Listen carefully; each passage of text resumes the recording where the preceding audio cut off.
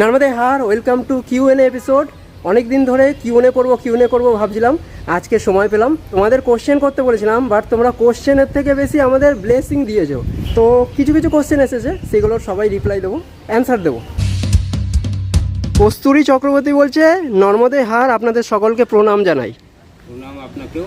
রোমা নাগুরি বলেছে, হাপেশ্বর মন্দির, হিরান্নাপানি মন্দির, বিষকাপি মন্দির এগুলো দেখতে চাই। নর্মদে মা আপনাদের উপর সদাই আছেন, আপনাদের পুরো পরিবারকে প্রণাম। নর্মদে হার।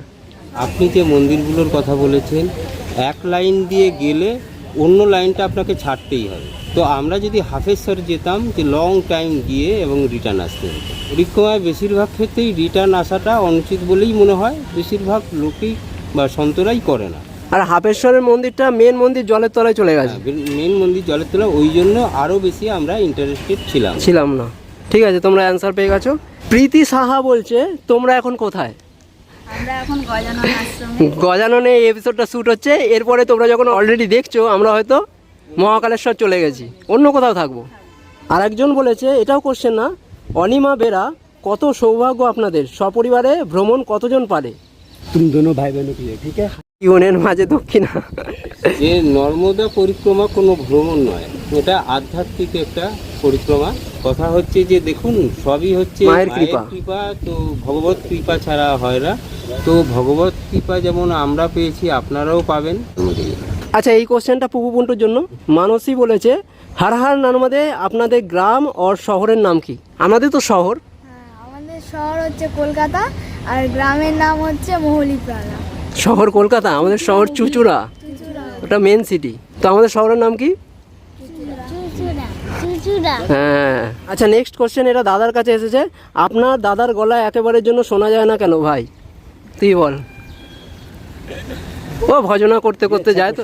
হ্যাঁ, ও কম কথা বলে, কি বলে, এটা ঠিকঠাক করতেই পারছি না, বারবার ডিস্টার্ব হয়ে যাচ্ছে। এই কোশ্চেনটা করেছে সুবীর মজুমদার, আপনারা কি বাড়ি ফিরে এসেছেন? আর আপনার ভাইপো স্কুলে যায় না? একটা পরীক্ষা হয়ে গেছে তো। ফার্স্টের অ্যান্সারটা দিই না, আমরা এখনো বাড়ি ফিরতে পারিনি, আমরা এখনো গজানো রয়েছি যখন কিউএনএটা বানানো হচ্ছে। উত্তর আমি দিচ্ছি, কারণ আমি যে 7 মাস ধরে একের পর এক রোজ পরীক্ষা দিয়ে গেছি, তার জন্য আমার ওই পরীক্ষাটা দেওয়ার সময় হয়নি, ওর জন্য আমি এখানেই পরীক্ষা দিয়েছি। বড় কথা হচ্ছে যে জীবনের পরীক্ষাতে ও কতটা উত্তীর্ণ হতে পারলো, সেটাই আমাদের কাছে, পরিবারের কাছে সবচেয়ে বড় কথা। তো সেটা মা জানবে। আর এরপরের কোশ্চেনটা হচ্ছে তীর্থ বলে একজন করেছে, দাদা তুমি যা করছো সেটা যে কত বড় একটা হেল্প, এই ইনফরমেশনটার আমার খুব দরকার ছিল। যদি কোশ্চেনের কথা বলো তাহলে কিছু ইনফরমেশন নেওয়ার ছিল। এই পরিক্রমার প্রিপারেশন কেমন করা উচিত? এই পরিক্রমার প্রিপারেশন প্রত্যেক ব্যক্তি ক্ষেত্রে পৃথক, আর এর জন্য একটা আলাদা হয়তো আমরা এপিসোড বানাতে পারি। আমার প্রবলেমটা কি সেটা তুমি বলবে, সেই ধরে ধরে আমরা অ্যানসার দিই। আচ্ছা, বাজেট আর মা নর্মদাকে রাইটে রেখে চলা, ক্রস না করা, এই ব্যাপারটা কি? বাজেটের কথা হলে একবার চালকে তো দেখো বিনা পয়সাকে, ওই কথা। তো পয়সা নিয়ে চলতেই পারো। আর যদি মায়ের প্রতি শ্রদ্ধা ভক্তি থাকে, মায়ের প্রতি আস্থা থাকে, তাহলে তোমার পয়সার দরকারই নেই। সেটা বলবো না, কেননা অর্থ হচ্ছে বিশ্বজনীন শক্তি। তো অর্থ অবশ্যই প্রয়োজন, কিন্তু তুমি কতটা তার উপরে মানে সমর্পণ হতে পেরেছো, সেটা বড় কথা। আর সমর্পণ ভালো হলে অবশ্যই মা সব কিছুই ঢুকিয়ে দেয়। হ্যাঁ, মা নর্মদাকে রাইটে রেখে চলে, এই ব্যাপারটা কি? রাইটে জীবনের সব কিছু তো রাইট দিয়ে শুরু হয় এবং রাইট দিয়ে শুভ মানা হয়। তবে এটার কোনো উত্তর নেই যে লেফটটা অশুভ, কিন্তু একদিক থেকে তো শুরু করতেই হয়। আর মুনি ঋষিরা যেদিক থেকে শুরু করেছেন, তাদের পথ অনুযায়ী তো আমরা চলবো। তারা ডান দিক থেকেই শুরু করেছে, তো সেই পরম্পরা অনুযায়ী ডান দিক থেকে চলাই রীতি। আর ক্রস না করা, এই ব্যাপারটা কি? দেখুন, কোনো জিনিস ক্রস করা মানে পূর্ণ নয়, ঠিক আছে, কিন্তু ক্রসেরও বিধান আছে। হ্যাঁ, যেমন হনুমানের মতন এ ঘাট থেকে ও ঘাট, তো সেটা আপনারা দেখলে ডিটেলস ক্লিয়ার পেয়ে যাবেন। মানে এখানে অনেক পরিক্রমা হয়, বুঝেছো? মা নর্মদার পরিক্রমাও অনেক রকমের হয়, সেটা তুমি আসলে জানতে পারবে। এখানে যেরকম হনুমান পরিক্রমা হয়, নৌকোয় করে এ ঘাট থেকে ও ঘাট, ও ঘাট থেকে এ ঘাট, খণ্ড খণ্ড পরিক্রমা হয়, অনেক পরিক্রমা আছে। উত্তর তট পরিক্রমা হয়, দক্ষিণ তট পরিক্রমা হয়, অনেক পরিক্রমা আছে, আসলে জানতে পারবে। এই ট্রিপে তুমি তোমার ইলেকট্রনিক গ্যাজেট কীভাবে চার্জ আর ম্যানেজ করেছো? Thank you. আচ্ছা, ইলেকট্রনিক গ্যাজেট কীভাবে ম্যানেজ করেছি সে তো আমরাই জানি, কারণ এটা কি বলো তো, ডিপেন্ড করছে তোমার উপরে, তুমি কোন দিক দিয়ে যাচ্ছ। তুমি বাই রোড যাচ্ছ কি মায়ের কিনারা ধরে যাচ্ছ। যদি মায়ের কিনারা ধরে যাও তো ধরে নাও মানে ম্যাক্সিমাম জায়গায় তুমি পাবাই না। আর দ্বিতীয়ত তুমি যখন অমরকণ্টকের দিকে আস্তে আস্তে যাবে মায়ের কিনারা ধরে একদম, তখন কিন্তু আশ্রমগুলো ফাঁকা পাবে। আশ্রম অ্যাকচুয়ালি পাবে না, ওই ছোটো ছোটো কুটিয়া পাবে, কোনো মন্দির পাবে, ওগুলোই আশ্রম। তো ওখানে কোনো কোনো জায়গায় কারেন্ট নেই, কোনো কোনো জায়গায় সোলারে চলছে, এই সমস্ত ডিপেন্ড করছে, ঠিক আছে। তো মোটামুটি আমি ম্যানেজ করেছি, কীভাবে ম্যানেজ করেছি আমিও জানি না, সব মা ঠিক করে দিয়েছে। তোমার যদি মায়ের ওপর আস্থা থাকে মাকে জানাও যে মা আমার এটা দরকার খুব। সত্যি আমি দেখেছি, আমি ফিল করেছি, যেখানে নেটওয়ার্ক নেই মাকে বলেছি মা একটু জাস্ট নেটওয়ার্কটা পেলে আমি তাহলে পরবর্তী এপিসোডটা বাড়াতে পারি, স্পেসটা ফাঁকা করতে পারি। তো পেয়ে গেছি কোনো না কোনোভাবে। তো এটা তোমার আস্থা রাখতে হবে। শতাব্দী কুণ্ডু বলছে নর্মদেহার সুলপানির মন্দির দেখতে চাই দাদা। আমি অলরেডি দেখিয়ে দিয়েছি, তোমরা এপিসোডটা গিয়ে দেখো, সুন্দর সুলপানির মন্দির আপনি দেখতে পাবেন। হ্যাঁ, আরতিও দেখতে পারবে। আর একটা কোশ্চেন আছে, জিবি 2000 করেছে, আর নর্মদেহার প্রণাম নেবেন। আপনাকেও আমাদের ফ্যামিলির তরফ থেকে প্রণাম। হ্যাঁ, প্রথম কোশ্চেন হচ্ছে নর্মদা পরিক্রমার ব্যাপারে প্রথম কিভাবে জেনেছিলেন? নর্মদা পরিক্রমার একটা বই ছিল প্রায় 200 বছর আগে, তপভূমি নর্মদা, ঘোষাল শাস্ত্রীর লেখা। তো সেই বইটা আমার দাদা পড়ে, তো পরে অনুপ্রাণিত হয় এবং আমাকেও জানায়।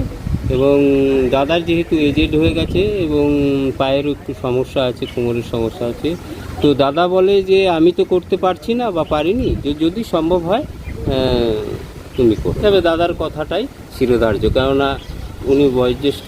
তো বাবা তার দাদার কাছ দিয়ে জেনেছে, আর আমরা আমার বাবার কাছ দিয়ে জেনেছি। উনি আবার জিজ্ঞাসা করেছে তপভূমি নর্মদা পড়ে জেনেছিলেন? না, তপভূমি নর্মদা আমার দাদা পড়েছে, ঠিক আছে, এবং সেটার কিছু রিপ্রিন্ট হয়ে যায়। তার জন্য সেটা পুরো পড়া সম্ভব হয়নি, কেন লাইব্রেরি থেকে ওই বইগুলো ছাড়া হয় না চট করে, কিন্তু এইটা দাদাই পড়েছে। উনিই কোশ্চেন করেছে আবার, হঠাৎ কিভাবে যাওয়ার জন্য পরিবার সবাই প্রস্তুত হলেন? জীবনের বড় বড় কাজগুলো দেখবেন হঠাৎই হয়ে যায়, কোনো প্ল্যানিং ছাড়াই। তো সেই হিসাবে কৃপা যখন আসে তখন হঠাৎ করেই আসে এবং সেটা সাকসেস করে দিয়ে বেরিয়ে যায়। মেন হচ্ছে পূর্ণতা, যদি পূর্ণ হয় আপনার এপিসোড তো তখন এটা হয়ে যায়। উনি আবার বলেছেন মায়ের কৃপার কথা যদি কিছু বলেন তাহলে ধন্য হব। দেখুন, মায়ের কৃপা তো বহুত আছে, সেটা ফিলিংসের ব্যাপার, ঠিক আছে। তো এগুলো ফোনে হয় না, আর এইভাবে এপিসোডে হয় না। দিন আপনার সঙ্গে পরিচয় হয় অবশ্যই জানাবো, কেন এটা তো শেয়ার করার অর্থ হচ্ছে একে অন্যে উপকৃত হয়। আপনি আমার মুখ থেকে শুনে অনুপ্রাণিত হবে এবং মায়ের প্রতি শ্রদ্ধা ভক্তি আরও প্রগাঢ় হবে। গুরুদাস গাঙ্গুলি করেছেন উনি, তোমাদের পরিবারের সবাইকে শুভ নববর্ষের শুভেচ্ছা জানাই। আমার বয়স 70। আমার মনে হয় সমগ্র পরিবারকে নিয়ে পায়ে হেঁটে নর্মদা পরিক্রমা কোনো বাঙালির পরিবার বিগত কয়েক বছরের মধ্যে করেছে কিনা জানা নেই। এই জন্য তোমার বাবা মাকে জানাই আন্তরিক শ্রদ্ধা ও পরিবারের সবার জন্য রইল অন্তরের ভালোবাসা। মা নর্মদা তোমাদের সমস্ত ইচ্ছা পূরণ করবেন। সবাই ভালো থেকো ও পরিক্রমা সম্পূর্ণ করো। আপনাকেও আমাদের তরফ থেকে সশ্রদ্ধ প্রণাম। আর আমরা ভালোভাবে পরিক্রমা সম্পূর্ণ করতে পেরেছি, আপনাদের আশীর্বাদের জন্য এটা হয়েছে। আশীর্বাদের জন্যই এটা সম্ভব। আচ্ছা, এই ছিল আমাদের Q&A সেশন। তো অল্প কিছু কোশ্চেন ছিল, আর ম্যাক্সিমামই আমাদের জন্য ব্লেসিং ছিল, আশীর্বাদ ছিল। তো এই এপিসোডটা এত অবধি রাখছি। Q&A এপিসোডটা কীরকম লাগলো কমেন্ট সেকশনে জানাবেন, আর ভালো লাগলে অবশ্যই একটা লাইক করবেন। চ্যানেলে নতুন হয়ে থাকলে চ্যানেলটাকে বলো নর্মদা।